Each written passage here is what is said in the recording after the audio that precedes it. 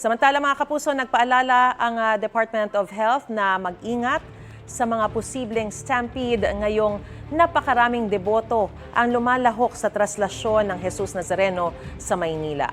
Ayon sa DOH, may stampede kapag may malakas na tulakan. Hirap iangat ang mga paa, sabay-sabay ang paggalaw ng mga tao at kung may nahihirapang huminga.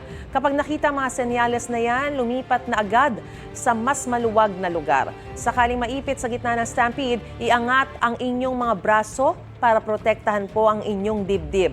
Sumabay sa galaw ng crowd. Sikaping panatilihin ang inyong balanse.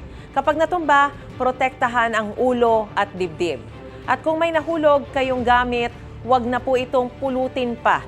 Bukod sa pag-iwas sa posibleng stampede, huwag din kalimutang magbaon ng pagkain, tubig at inyong mga gamot pang maintenance kung meron.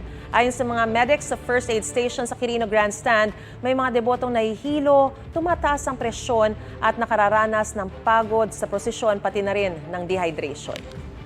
Gusto mo bang mauna sa mga balita?